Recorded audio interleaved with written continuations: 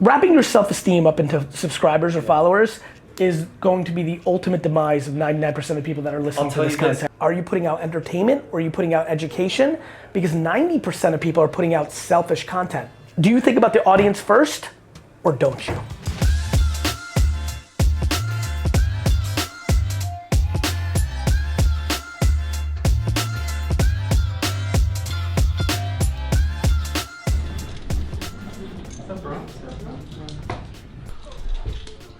Dude, see you. We're here. We're here. What's up, man? How's it going? Chris. Chris, Gary. Nice to meet you. Such a pleasure. First off, thank you so much for having me. I know how busy you are. You've literally changed our lives, my family's lives, and so many people around me. Read your book in 2009, 2010-ish, and just like changed It's crazy what you know, it's funny, as you were talking, I'm like thinking, obviously I know what Crush It meant to you, and like just so many other people, and like, it's so crazy how much of that book played out. Oh yeah, it's nuts. Somebody hit me up, like, you know, and even as fresh as this book is for you, there's so much in here that you've kind of forgotten that you actually said it that way or in there. Oh yeah. Somebody said a quote on Twitter and I was like, that's super smart, and I liked it. And a guy said, Gary Vee, you like your own shit? And I was like, what? And he's like, that's your quote from Crush It. I was like, oh, fuck, no wonder I thought it was smart. Yeah, and so I'll tell you, it influenced me so much that was like the standard for me. So I was like, if I was gonna write something, I wanted to write something that helps people the way Crush It helped me. And that's another reason why we went so niche with just YouTube versus video influencers. And I'll tell you, just between us, like personally, if we could have, we would have called it Crushing It on YouTube. Like literally, that was our influence and our motivation, inspiration. So that's why it took us so long to write it, 4 years, because we didn't want to just put our experiences, which combined was about a decade by the time we finished it. As you know, including yourself, we interviewed 100+ other influencers. And we're not just talking like people like yourself or Casey Neistat or like big superstars that you know, we kind of grew up with over the last decade, but even like niche entrepreneurs, small business people using the platform more as a utility, like a marketing tool, rather than being like a YouTuber or an influencer. So like taking all that, and how do you write a book that whether you're a new person that has 0 subscribers, or say you've been like kind of struggling with it, or maybe like you're an established influencer that's a little stagnant, what would like give you that boost of confidence, like inspiration, just like Crush It did for us. So I'll tell you, that's what took us so long, and plus we were still hustling. What's really important to me, I'm sure that this is for you, I already know it is, being in the trenches is really important, and like actually doing what you're talking about. Because we didn't want to be a YouTube expert for the sake of being an expert. We wanted to be a YouTube expert based on our experiences. If somebody rolls up on you, you know, it's funny, YouTube is the one channel that I've never, like my relationship with YouTube is actually remarkable to me, considering how early I was literally, there's a real shot I was producing the first long form YouTube content. For real. Or something, that's not true because Zay Frank and those things were long. But like, I was early as fuck. Then I did the Vidler thing. But even now in my new version of myself over the last 3 years where a lot has happened, because I always think about like 11 to 14 or 11 to 15 as the years where like I was really head down building the foundation of Vayner, but like 15 to like now I kind of re-emerged content-wise. For sure. YouTube continues though to be the place where, unlike, when people ask me like, am I a social media expert? I'm like, look, I really, really, really know my shit, but no question, YouTube is the one place that I know that I'm not even in the game compared to my friends that are in it who really live there. Because back to dirt, I dominate in the places that I do the work. The reason I'm great at Instagram and Twitter and like these are the places I'm in. You know, YouTube now with the new app like from a year ago, I can do more community management, but the uploading of, I don't do that like I do everywhere else because it takes too much time. It's not what I'm doing. Just a general fun question for me, and this is obviously a very arbitrary number, but I'm dying to ask you this. Thumbnail title. Yes. As just a fun question for me. This is a question for me. As somebody who I know is in the trenches. For kicks and giggles, and I know that there's plenty of other influencers, I know that one guy that does a great job with thumbnail. What's that? Mr. Beast. Yeah, he's a good kid. He hits every time I bring this up. He's probably gonna see this and DM me. He's always offering to help, and I like hate asking for help. He's a nice kid. Just net score, and I know there's people ask me all the time for net scores. I'm like, no, there's 800 nuances. But for fun, net score. What percentage of importance of growth and success of your videos comes down to thumbnail and title? I'd say 60% title, 40% thumbnail, and I'll tell you. I apologize. Not amongst themselves, macro. Oh, okay. Forget about, I'm talking about, so for example, one thing that I'm very passionate about is search engine behavior on YouTube. Mm-hmm. So I know that if I make a video about Halloween, I just saw there, you used Halloween as an example in Google Trends, right? That's exactly right. Literally when I was doing this and I just saw the Halloween trap, I'm like, man, I would dominate if YouTube was my main thing, because what I'm really good at is knowing what culture's about to like. Like I would have made 17 videos about slime marketing 4 years ago and like would be dominating now, right? I'm so glad you clarified that, because that was a tough question to answer, and I'll tell you why. Because if you're like comparing it macro to everything that goes into everything. Everything. In the macro, In the macro, just title and headline. So what I'm saying is you're awesome at title and headline, but you're not awesome at anything else, what kind of impact it has, or in the 7 rules of engagement to dominate, obviously first being deliver content that's quality to enough people that people give a fuck, but after that, the nuances. It's like this, 15% thumbnail, 20% title, and everything else content. YouTube. What about making content knowing that the world's about to care about those kind of things in 3 months? Like if you know, I'll give you, perfect, Caleb's wearing a denim jacket. Yeah. Like that has been what dudes have now done for about, I think it's about 15 months. It feels like 18 months, maybe even 24. But like prior to that, you didn't see dudes wear denim jackets for years, right? It became a fashion trend that was acceptable for guys to do, right? Cut jeans started happening like 5 years ago with women, and then like 4 years ago or 3.5 with men. Like if you actually know cultural trends, if you have an all-encompassing vlog, like you could start making content around things that you know are emerging, right? I think it's something I'm very good at, right? How much of culture anticipation do you think plays into it? I think it's enormous. And it's so competitive now, right? It's not like as black and white as before. Like psychology is a huge part of it. You know, with titles, especially the way we teach it, is YouTube is a search engine, right? People, 100%. exactly, right? Like, exactly. If you just understand that, but people, when they're deciding one video to the other, psychology will dominate, right? Because people tend to lean to negativity or emotion. So the reason I bring that up, and even with your culture. So funny you just said that. Are you saying, I actually don't even know this, are you saying that people gravitate more towards negativity than positivity? Absolutely. I so understand that. It's unfortunate. It's actually the best thing I've heard all day, all year. I'll tell you why. It makes me so proud of how much of a line in the sand I've stayed in positivity, subconsciously knowing that it limits my upside. And so, by the way, it's even when people take shots at me. Right now right now it's good to take shots at me because I've gotten bigger, so it builds your profile. It's just rap. These marketers, I know what you're doing, but like I have no interest in getting down in there because I wish them love and success. Same with Sean and I, with Video Influencers, the channel that basically influenced this book, and it was for that community. We didn't want to play that temptation game because it's so easy to do that, right? Like you said, negativity or hate or judging people. We really want to bring positive messages, positive people, and highlight what is working for people rather than complaining or talking about BS. Dude, like literally 10 of my DMs that I looked at in the last 24 hours were complaining about lack of growth or algorithm issues. Wrapping your self-esteem up into subscribers or followers is going to be the ultimate demise of 99% of people that are listening to this content. YouTube doesn't actually care about subscribers if your content is great. Now, initially, it definitely affects it because that authority is what the algorithm's looking at and your audience, but that's why content dominates when it comes to the macro of what matters, because YouTube's machine is so powerful. Dude, I learned this so blatantly last spring, when we started doing Trash Talk. Like, I did 3 videos of me garage sailing. We put it's funny, I don't need to dominate on YouTube. I'm excited that it's a hub for me to document my life.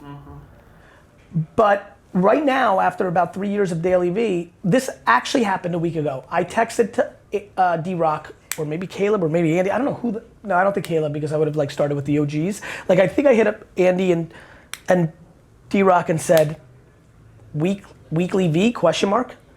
Because it's really interesting. We didn't do we did do thumbnails better on Trash Talk. I don't know if we did titles better, because I still like to like do my thing, right? Where it's like, I'll go less for the title, I'll go more for like Trash Talk episode 3, The Find of the Smurf, or whatever. Like, content wins, man. Totally. But like going back to what you always teach people is this, right? I just watched that episode 7921, right? You still want to be doing everything you possibly can. And that's the game changer, because there's so much competition. People are hungry for this. When I started this with my wife 10 years ago, right? I don't want to say it was easy, but there just wasn't as many voices in the space. But now, you know, I spoke at an elementary school not too long ago, right? And I asked, who in here wants to be a YouTuber? 100%. Yep. That is mind-blowing, and right? And by the way, that's why YouTube sets itself apart, because, by the way, this shirt is because I'm on the parent panel for the YouTube Kids app, right? It's one of the only apps, if you think about it, for kids. And when kids consuming YouTube and they kind of understand like being a YouTuber is this like famous thing, even if that is kind of like superficial, the point being that's what they're consuming. Bro, people wanted to be pilots because in the 60s pilots were famous. Yeah. Like I love that people are judging vlogging as like this bad. People always chase notoriety, awareness. People love. Yeah. People chase love. And the perception of fame is that it's love. Yeah. It's more complicated than that, which is why a lot of people, once they get a taste, actually back out. Yeah, the last thing I'll say about YouTube, they've actually made it easier for people that aren't tech savvy to actually get their message out there, because the AI is crazy now. If you put out good content, this is why thumbnail actually kind of loses the title, is because even the technologies working at YouTube and Google, they know what's in that content. I think for more of a safety reason, but because of it, they know that you're talking about coffee because it captures your voice. You talk about voice technology, right? It knows about faces. I mean, one way that they disable comments on all these like kids videos or whatever has to be because they're using technology to pull it out. The advancements at the Google level to be able to address some of the current shortcomings that people are like up in arms about is just a matter of time. Yeah, now that if everybody has a smartphone, right? Like it's leveling the playing field. So whether, and that was one of my questions for you, and I'll talk about that, I'll ask you in a second, but the point is, you know, I come from like a small community that was a farming community north of Seattle. You're here in Manhattan, right? You can be anywhere in the world and use a platform, again, that's free, that's search-based. 2 billion people. What happens if the other 4 billion start searching? February 21st, 2006 was when I made my first YouTube video in New Jersey, in a liquor store.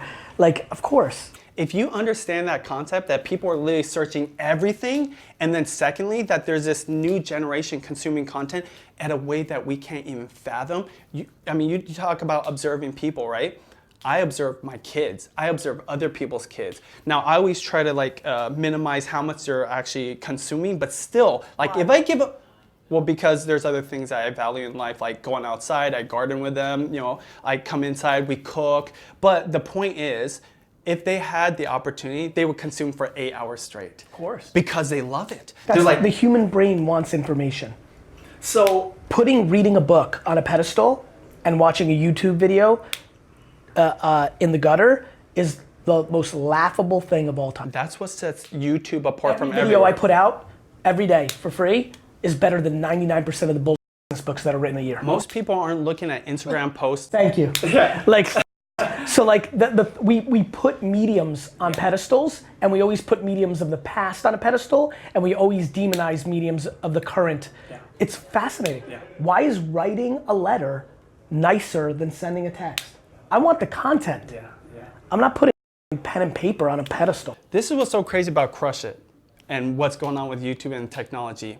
You like predicted what was gonna happen and is happening a decade ago, and it's more right now than ever before. Like, I'm aware. Your vision is so, and that's why I give you so much dap and so much respect every time I see you, because I'm living this. I'm like, that's so crazy. Like that, I read that book. I felt like I was looking into the future. Now with hindsight, and I had that opportunity. Like it was a great book that influenced so much that I do, that I did. But if I knew what I know now, and I read your book, it would completely change everything. I get it. And that's, again, why YouTube is evergreen, because people look up videos from 10 years ago or 5 years ago. Instagram, Facebook, I use those platforms, but they're not looking at 4 years ago. But they could. What's amazing One day, I believe it. Yeah. Right, because their ability to create a front-facing search component is very high. We could wake up tomorrow and Facebook could launch fbvideo.com and it looks exactly like Google, and you just type in something and you get video. That's what's amazing about content. Making it populate in a UI, changing people's behavior is very easy. Yeah.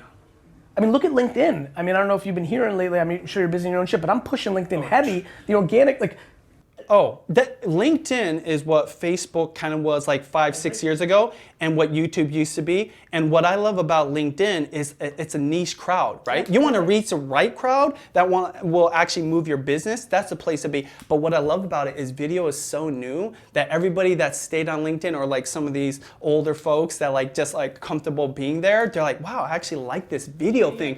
And you know what's so funny? If you ask them about YouTube, they're, oh, I don't touch that, but I'll consume on LinkedIn. What do you got? And what was your question?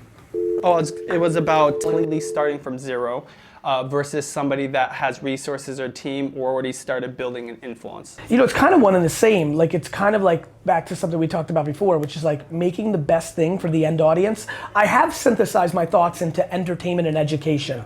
That has become very clear to me, that either you're doing entertainment or you're doing education. And I actually do think that certain people like myself, when you're doing entertainment and education, you can really get crazy.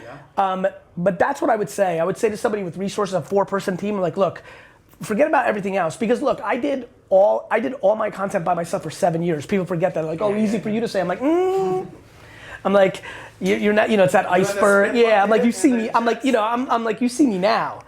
I think it's about, are you putting out entertainment or are you putting out education? Because 90% of people are putting out selfish content. Yeah. 90% of people are putting out press releases. Yeah. They want you to think something about them. They're making it selfish for themselves. They wanted to go to Maui and surf, so that's the content you're getting. But did that bring you any value? They want you to think they're cool. 90% of the content right now are people acting like PR agents of themselves. I'm asking people to look like educators or entertainers. Yeah. Do you think about the audience first, or don't you? Benj, parting shots, what do you want? First of all, I want everybody to know, YouTube Secrets, search it on Amazon, buy it. There's very few, I mean, this is maybe the 5th time we've hung out. Yeah. Like, the amount of people that I've hung out with 5 times is like 3. There are just very few people that obviously you were a very first fast mover on the thesis of Crush It, and then I got to watch from afar it happening for you. And very honestly, like, the family vlogging thing, probably the same way I feel about being a personal brand, or like I've had a lot of times being early. Like, I'm not sure how many people realize, I don't know, but I know there wasn't a whole lot when you started it. No. And now there's a lot more. And there's some really successful shit out there. Yeah. But I'm sure it feels nice to be like early on something so historic. Yeah, I obviously have to give credit to my wife, who was originally the YouTube star, and I was a businessman behind the scenes, and we said, hey, why don't we document our life? Not thinking family vloggers, because we weren't even a family yet, right? It just moved into that. Again, vlogging the experience behind the scenes, and then everybody saw the dollar signs and the opportunities. For us, it was just like a natural, organic thing that made sense. So yeah, it feels good, but also, we just love YouTube. We just feel like that's our home for what we do. And that's why I wrote this, YouTube Secrets, inspired so much by you. Originally it was gonna be titled Video Influencers, because video being important across all platforms. But YouTube stands apart because it's a question, Ben. Just even sitting here with you, like, I know you super well. Straight up, because I'm actually curious. You're doing something that I like, because I do it. And I'm actually gonna ask this in a very interesting way. Why do you want this book to sell so well? Like break down, you know how you did the 65-35? I could. Number one reason is I want other people to have the same opportunity that my wife and I got. Yep. Literally, it changed our lives. I mean, Caleb in this room knows. Yep. Sean Cannell, the co-author of this. Literally, we come from a small podunk little town north of Seattle, and we still live there and live a life that I could never imagine. If this book, like Crush It did for us, could get you on a path to success, that would be the most proudest moment of my life. If it just changed one person, but what I know is like with the power of YouTube and our YouTube channel, that it's already changing thousands, if not 10,000 people. So then why book? Well, because there's a lot of people that don't take YouTube seriously, right? That still read books, right? We just, by the way, came out with the audiobook. I know there's a lot of people that don't read books, right? Audiobooks. And that's why it doesn't make sense. And that's why we started the YouTube channel, because we didn't wait. You get what I'm saying? Like you said, why did it take 4 years? Well, it actually didn't. Like we were putting that message out. We interviewed you, 100 plus other YouTubers, and we were already helping people on the platform. We wanted to reach a crowd that wasn't on YouTube. How much are you just naturally competitive and wanted to be successful? Straight up. How much? 5%. Like, but it's fun? Like it's fun? It's 95% hard. Like, do you go every day and look at the Amazon rank? No. Once a week? Once a month, we are. How about in the beginning? Every hour. Yeah. The day my book comes out is the most fun because I don't think I've ever hit #1 on Amazon. It's a beast. I think 3, maybe 2.